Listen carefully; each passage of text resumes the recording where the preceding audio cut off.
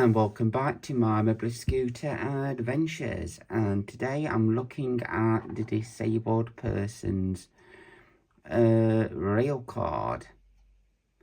Is it advantageous to have one, or is this something you will probably never use? And if you take one train journey, is it still worthwhile having? So let's dive straight in.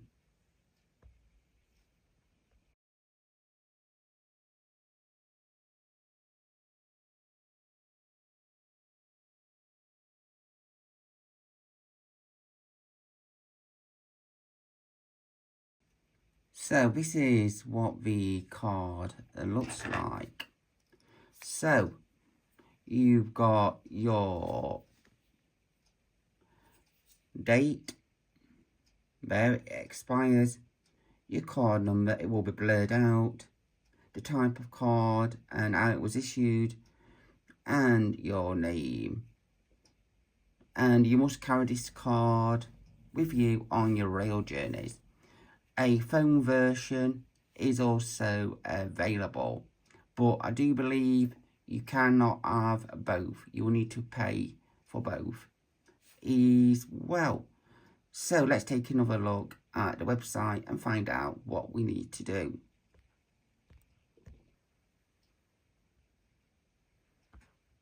So this is the disabled person's rail card website.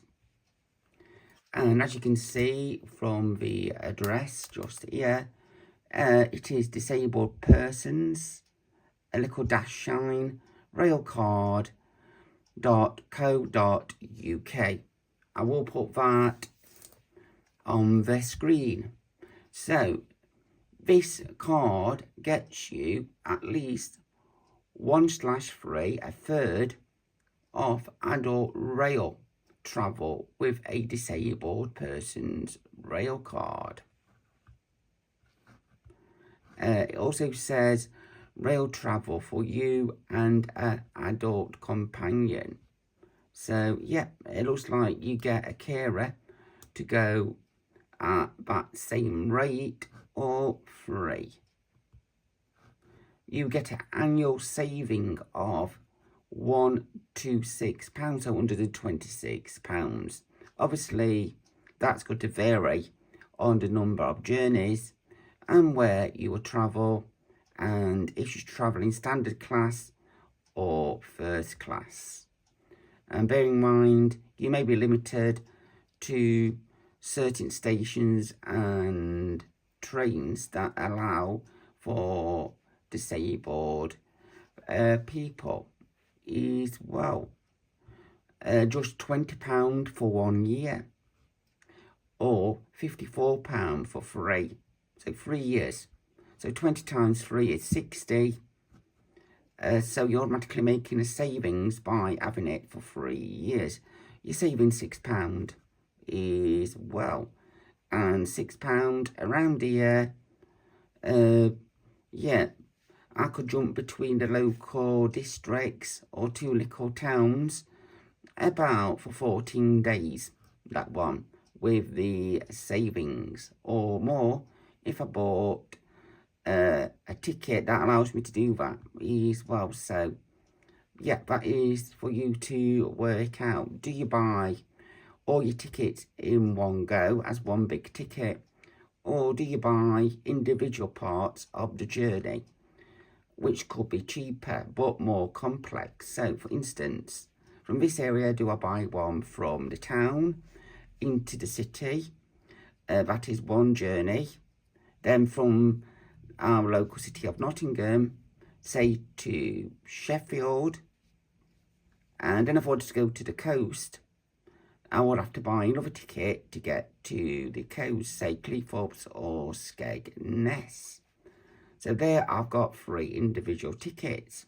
Add them up, and then you calculate that as one trip. And if that is more expensive, that one trip, as it is buying 3 tickets, you know to buy the tickets individually. But if your trip ticket is less, you just buy your trip ticket. So, some examples of rail card prices. So, Peterborough to London should be £16.50. With the rail card, it's saying it's £10.95. That magic little star there tells you, yeah, the price may be not what it appears on screen. Or your rail card, Newcastle to York, should be £24.50, and with the rail card, £16.30. And from Edinburgh to London should be £62.90 and becomes £31.85. Bearing in mind the time of day you travel as an impact. Same day return to open return as an impact, and the class you travel in as an impact, and also if you're booking a seat.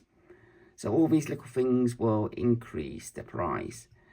And being disabled, especially if it's a mobility disability where you will need to sit down, or if it's autism where you need to book the quiet carriage, that could have a significant increase on the price of the ticket. And for instance, you're going to London, think about what station you want to go to. Do you want to get off before you get into central London, then use the tube network, or go straight through to central London on the train, which might be a bit more expensive? For instance, just breaking your journey up like that could save you quite a bit of money. So that is the overview of the disabled person's rail card. So let's click on buy now. So you got the 16 to 25, you got family and friends, you got your network rail card, 2 together, you've got senior, 16, 17, saver, and the veterans. They will all be different, so have a look through those. As the disabled one might not be the best one for you. They could be a different alternative that will work out cheaper. So let's look at buy now. Well, always click reject when them pop-ups come. So, yeah, disabled person's rail card. The disabled person's rail card is for people with a disability. That makes travelling by train difficult. Yeah. And the problem is, with a mobility scooter, I have to use, I don't think I'll be able to get on the train unless they are able to put the ramp on for me. Or the station's accessible, which I don't think my local station is, so I've already got a minor problem. Will you qualify? If you will qualify if you meet one of the following criteria. So you receive PIP or DLA, as it used to be called. There is DLA. You have a visual impairment. You have an hearing impairment. You have epilepsy. You receive attendance allowance, severe disability allowance, pension age disability payment, war pensions mobility supplement, war or service disability payment, or buy or lease a vehicle through the mobility. So I qualify 1, 2, 3, 4, about 5 times. Is one. There you can see the plastic or the interactive version is well. So then you have to click which you want. Again, buy it yearly. It might make it more affordable, but you can buy it over the free one for the 3 years. As I said, £6. It tells you on screen you save £6. And again, that one. So if you want to save a bit more money, you've got the digital version. That says it will save you 75% when you go digital as well. So let's click that one as well. So do bear in mind, very, very important, you can only have it on one device, as many of these digital passes as well. You also got to make sure, again, extremely important, that you do not allow your device to go flat. I say that again. Ensure your device doesn't go flat, because you'll have access to your rail card, which a ticket inspector may ask you for, and if you have a digital ticket, you won't have that, so you won't be able to prove you have a legitimate right to be on the train at that time. So you click, the card is for me, you've read the terms and conditions, and then it says about a bit more information of applying. So you need a passport photo, you need your proof of to be eligible for the scheme. So you'll click your name, and then you fill in the rest of the details. So I'm going to press pause to fill it in and get back to you shortly. So I have got to this pasted on part 1.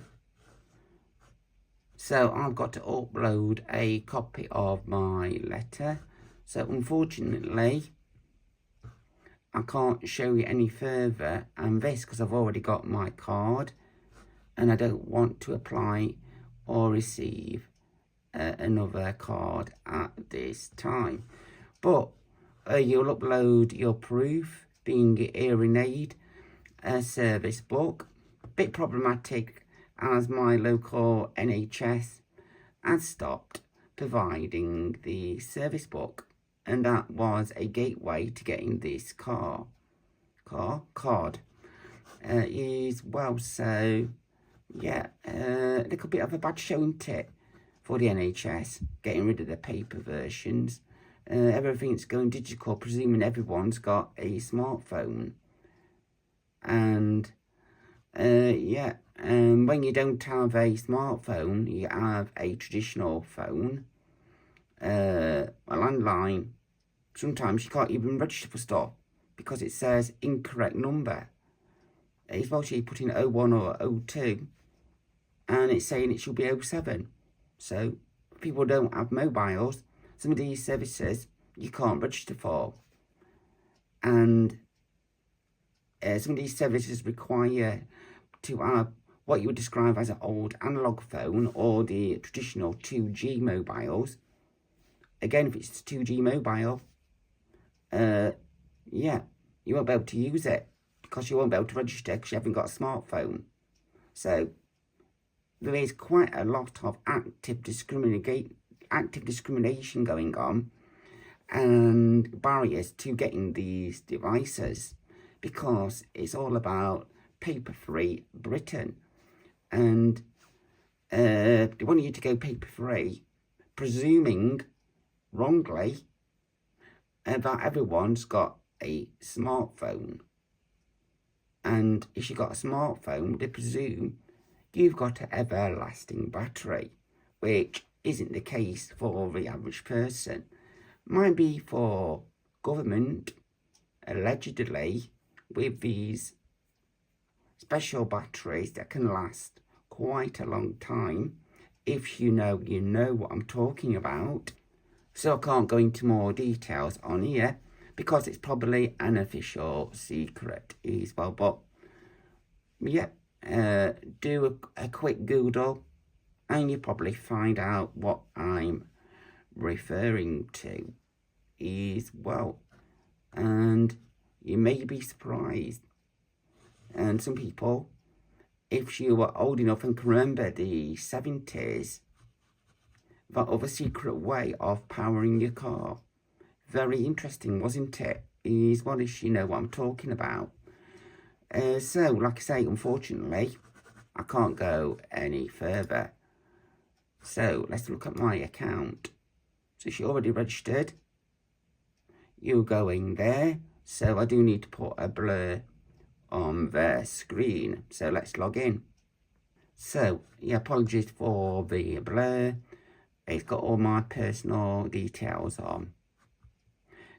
Well, so on this screen for your record, it tells me what cars I've had. It tells me 3 have expired. I've got 1 current card.